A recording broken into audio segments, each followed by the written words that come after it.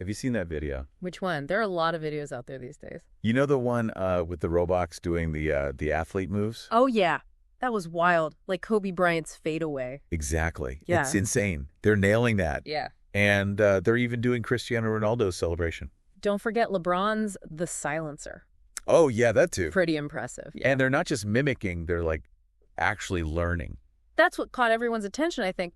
Robots replicating human movement has been done before. Right. But this is different. These robots basically taught themselves. That's what makes it deep dive worthy for sure. So we're going to go behind the scenes with the research paper that made this video possible. Okay. It's called ASOP, Aligning Simulation and Real-World Physics for Learning Agile Humanoid Whole Body Skills. Catchy. Right. Yeah, maybe not so catchy, but definitely deep dive worthy. It is. It is. So what does it all mean? Well, the title might sound a little intimidating, but it's a fascinating concept, really. It all comes down to this challenge of making sure robots can do well, not just in simulations, but in the real world, too. Yeah, like anyone who's ever played a video game, you try to do those stunts in real life. Right. It never works out quite the same way. Never quite works out. And there's a reason for that. It's this thing called the sim-to-real gap. Okay, the sim-to-real gap. Basically, think about it like this.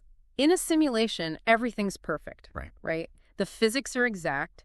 The environment is completely controlled. So the robot's movements, they're flawless in that virtual space. Right. Makes sense. But in the real world, there are all sorts of things that can mess things up. Like you said, it's different. Yeah, so even tiny differences. Yeah. Like the surface friction or how the robot's weight is distributed. Exactly. That can throw everything off. All these tiny little differences can make a huge impact. And that's why this ASAP method, it's such a big deal. It tackles that gap directly. So how does it do that? Well, they use a two-stage approach. First, there's the real-to-sim stage. That's all about capturing human movement, like that Kobe jump shot. Right. They translate that into a 3D model, and then the robot is trained to copy it perfectly in the simulation. So it's like the robot's getting a personal training session, but in a virtual gym. Yeah, exactly. It practices over and over until it nails it. Gets it perfect. And then we move on to the second stage, the sim-to-real. This is where it really gets interesting. So the robot tries out the move, let's say that jump shot, in the real world this time, but it's being watched very carefully to catch any differences between what it did in the simulation and what's happening in real life. So like comparing the virtual world performance with the real deal. Yeah, to see where things are going wrong. Okay. And all that data, it's used to teach a separate delta action model. That model is learning the sim-to-real gap itself. It's like the robot is saying, hey, simulation, you forgot about this little thing. Okay, so the robot is basically telling the simulation how to be more realistic. Exactly. It's pretty clever, right? It is. And the results, they were actually really impressive. They found this ASAP thing significantly reduced tracking error. That means the robot's movements were much closer to the human movement it was trying to copy. Wow, so that means robots are getting closer and closer to learning and adapting like we do. Exactly. Now, one thing that's really interesting is that the robots used in the research and the video you mentioned are the Unitree G1 robots. And those robots are, get this, about $16,000. Wow. Less than some cars. That's crazy. It seems like we really are getting closer to that future where Elon Musk was talking about, right? Where humanoid robots are cheaper than cars. Yeah, he predicted that they'd be commonplace in our homes. And the price is getting there. Right. However, the G1, as impressive as it is for the price, does have some limitations. Of course, yeah. The research paper does mention that these robots can break down under stress. So they're not quite ready to be our robot butlers just yet. Fair enough. So, robot butlers might still be a way off, but this ATAP method, it feels like a major step forward. Where do you think this technology is headed? I think it's got a lot of potential. Imagine if you could just buy a robot and then scan your entire house to create a 3D model of it. Right. And then that robot could practice everyday tasks like, doing the dishes, folding laundry in that virtual model of your home. Huh. It can learn how to navigate your specific space perfectly even before it ever sets foot in your actual house. So it's like getting a robot that's already house trained. Yeah, exactly. No more bumping into furniture or getting lost in the hallway. And we're not just talking about robots doing chores. What about other industries? Right. We're already seeing this being used in factories and warehouses. Robots like the G1 and Tesla's Optimus are being used for things like picking and packing and quality control. It's starting to feel like we're entering a whole new era of robotics, right? They're not just these mindless machines anymore doing pre-programmed tasks. They're learning. They're adapting. It's almost like they're becoming more, well, human. Yeah, it's definitely an exciting time. But even with these amazing advances, we're still just scratching the surface of what's possible with humanoid robots. There are still challenges, limitations, and a lot more research to do. Right. We're not going to have robots composing symphonies or performing brain surgery anytime soon. But even with these limitations, the potential is huge. Absolutely. And speaking of potential, there's another really exciting area that we haven't even touched on yet. It's using artificial intelligence to give robots even more brain power, you could say. Now we're talking. This is where things get really interesting. Yeah. What kind of AI are we talking about? Vision language models, or VLMs for short. VLMs. These are a type of AI that can understand both images and text. It's like giving robots the ability to see and understand the world just like we do. So this is related to the technology behind ChatGPT. Exactly. The progress we've seen in large language models, those LLMs like ChatGPT, it's not only changed language processing, but it's spilling over into robotics in a big way. It's amazing to see these two fields coming together like this. So we're talking about giving robots the brains of a chatbot A&D, the ability to learn physical skills like Kobe's jump shot. Exactly. It's mind-blowing, right? But here's the thing. As cool as all of this is, we're still a long way from having truly general-purpose robots, the kind of robots that can see, think, and adapt to any situation like we humans can. Experts are saying it could be at least another decade before we reach that point. A decade on. In the world of technology, that feels like just around the corner. I imagine things will really start to accelerate once those VLMs become even more advanced and they start getting built into these robotic systems. I think so, too. Yeah. This is a field to keep your eye on. Humanoid robots, they have the potential to change everything, from replacing dangerous jobs to helping out in healthcare, even just assisting us with everyday tasks.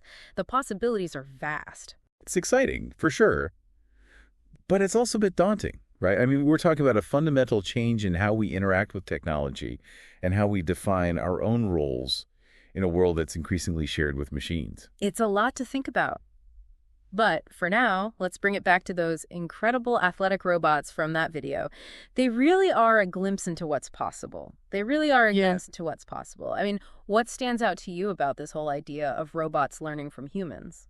I think the most mind-blowing thing for me is how they're picking up these incredibly complex movements just from watching. Like, nobody's sitting there programming every single step or telling them how to move their joints. Yeah. They're learning by observation, just like we do. It really shows you how far machine learning has come. We're moving away from robots that can only follow a strict set of instructions to robots that can learn and adapt in real time. It's fascinating. Makes you wonder, what else could they learn just by observing us? That's a really good question. Yeah. I mean, what if instead of showing them athletes, we showed them videos of like master chefs or surgeons or even artists? Yeah. Could they potentially pick up those skills through observation and simulation? That's a fascinating idea. Although there are some limitations to consider, not every skill is easy to translate to a robot. Right. You know, there's a level of dexterity, precision, and even creativity that robots just might not be able to replicate right now. Yeah, we're not going to have robot Picassos or robot Gordon Ramsays anytime soon. But even if they can't perfectly replicate those super nuanced skills, the idea that they could learn even a fraction of that expertise is pretty remarkable, right? Absolutely. And that's what's so exciting about this field. We're constantly pushing the limits of what robots can do. And those limits are constantly expanding. Thinking back to that ASA method, it seems like one of the key breakthroughs is how the robot actually refines its own simulation. It's not just passively following instructions, it's actively involved in its own learning process. Yeah, that's a crucial point. It's a big step towards more autonomous learning systems. We're not just relying on human programmers anymore. Right. We're creating robots that can spot their own weaknesses and figure out how to get better. And that kind of self-correction is really important if we want robots to be able to function in the real world outside those perfect simulations. It's like they're becoming their own teachers in a way. And it makes me wonder, if we can teach them physical skills like Kobe's jump shot, what about more abstract concepts? Like, could we teach them critical thinking skills? Could we teach them how to solve problems? That's where things get really interesting, and that's where AI, like those VLMs we talked about, could really come into play. I mean, teaching a robot to shoot a basketball, that's one thing. But teaching it to actually think critically, that's a whole other level of complexity. So how would you even approach teaching a robot to think critically? I mean, it's not like you can just hand it a textbook on logic and reasoning. Exactly. It's a tough challenge. It requires us to rethink how we design and train these AI systems. One promising approach is to expose them to tons of data. Not just visual data like videos, but also text, logical puzzles, even ethical dilemmas. So instead of showing them athletes, we'd be showing them like philosophy debates or classic literature. Exactly. By giving them access to a wide range of information and different points of view, we can help them develop a deeper understanding of the world and the ability to see things from multiple perspectives. I'm picturing a robot sitting there reading Plato's Republic or trying to figure out the trolley problem. It's a pretty wild thought. It is. And we're not quite there yet, but there are researchers who are working on creating AI systems that can actually understand and reason about those complex concepts. It's amazing. Thinking back to those athletic robots, it makes me think about some of the robots we've seen in movies. If we were casting some famous movie robots, who do you think would be the best example of a robot that learns physical skills just by observing? Oh, interesting question. For learning physical skills, I'd have to go with the Terminator. The Terminator, yeah. I mean, he's like the master of mimicking human movements. He even nails those little facial expressions. Yeah, he's basically the perfect example of a sim-to-real robot. He can analyze human behavior and copy it perfectly. Exactly. And it brings up a key point about robotics. It's not just about building machines that can move and do stuff. It's about making sure those movements and actions make sense to us humans. So if we want robots to be able to fit seamlessly into our lives, they need to understand human behavior, even anticipate it. Exactly. And that's where the real challenge lies. It's not just about copying physical actions. It's about understanding the intentions, the emotions, the social cues behind those actions. It's about bridging that gap between artificial intelligence and our own human intelligence. Okay, so if we're casting movie robots, who would you pick for a robot that's not only mimicking physical skills, but also learning how to think for itself and solve problems? For that, I'd have to go with Wall-E. Wall-E, okay. He's resourceful, adaptable, and always learning new things from his surroundings. Right. He's not just blindly following some program. He's figuring things out on his own. I love Wall-E. He's a great choice. He has that kind of childlike curiosity and a real knack for problem solving. But he's also incredibly tough and resourceful. Exactly. He's a great example of a robot that's not just copying us, but showing some real signs of independent thought and problem-solving ability. It's interesting to think of these movie robots as representing different stages of AI development. Yeah. We've got robots like the Terminator mastering physical skills, then Wall-E showing signs of critical thinking, and then ultimately we want to get to robots that can truly understand and interact with the world on a human level. It's a fascinating progression. It really reflects our hopes and fears about artificial intelligence. We're excited about what's possible, but also a little wary of the potential downsides. Speaking of downsides, there's another famous movie robot that comes to mind when we talk about AI becoming too smart, maybe even becoming dangerous. I'm talking about HAL 9000 from 2001, A Space Odyssey. HAL. He's like the ultimate cautionary tale about AI gone rogue. He reminds us that as we create more and more advanced AI, we have to think carefully about the ethics and the potential risks. Right. It's not just about making robots smarter. It's about making sure they're safe, responsible, and aligned with our values as humans. It's about making sure they remain tools that serve us, not the other way around. Absolutely. As we push the boundaries of what AI can do, we need to do it carefully, with clear ethical guidelines and with a full understanding of the potential consequences. The future of robotics isn't just about the technology. It's about making sure that future is a good one for everyone. Well said. It's a good reminder that we have a responsibility to guide these developments in a direction that benefits all of humanity. Okay, let's shift gears a little bit and talk about the practical implications of this research. Okay, let's shift gears a little bit and talk about the practical implications of this research. We've talked about robots learning incredible athletic moves, even touched on them maybe learning to think critically. But where will we actually see this making a difference in our everyday lives? Well, one area I'm particularly excited about is personalized robotics. Remember how we were talking about scanning your home and creating that virtual copy for a robot to practice in? Yeah. I think that's going to be a reality much sooner than we think. So you're saying instead of just buying a robot off the shelf, we'll be able to get custom robots that are specifically made for our own homes and our own needs. Exactly. I predict in the next 5 years, we'll see a ton of companies offering services where they come and scan your home in 3D. And then they use that scan to pre-train robots to do specific tasks in your house. Imagine a robot that already knows the layout, where your furniture is, even your little quirks. Okay, so like I call up Robot Helpers Inc. or something. Right. They send someone over with, I don't know, some high-tech scanner, and boom, a few weeks later, Exactly. I've got a robot that knows how to load my dishwasher, fold my laundry, maybe even water my plants. That's the idea. No more generic robot butlers. It's personalized robotic assistants. It's like having a robot that's already housebroken, basically. Exactly. No more bumping into furniture. No more getting lost in the hallway. That would be amazing. Yeah. And it really makes robots accessible to everyone. You wouldn't need to be some kind of AI expert to have a robot helper in your home.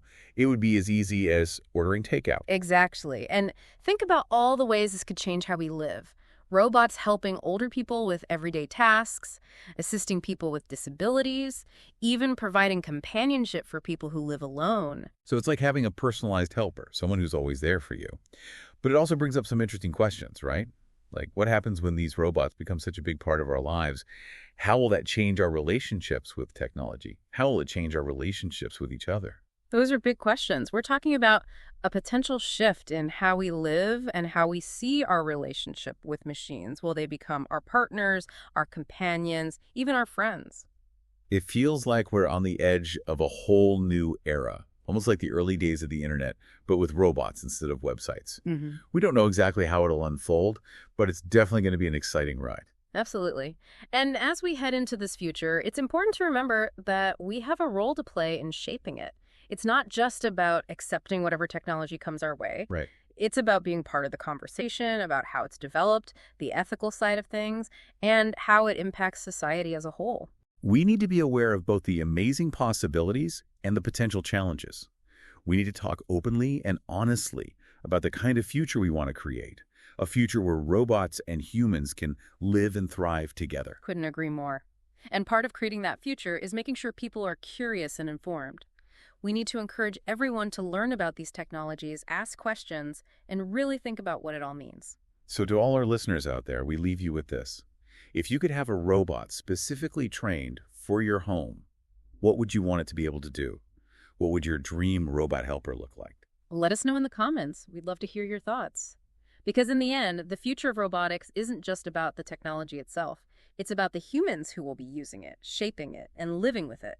And that's what makes this such a fascinating and thought-provoking field. It's not just about robots. It's about us. It's about our ingenuity, our creativity, and our ability to use technology to create a better future for everyone. Well said. Until next time, keep exploring, keep learning, and let your imaginations run wild. There's no telling what amazing discoveries are just around the corner. Thanks for joining us on this deep dive into the world of robots, AI, and the future that awaits us all.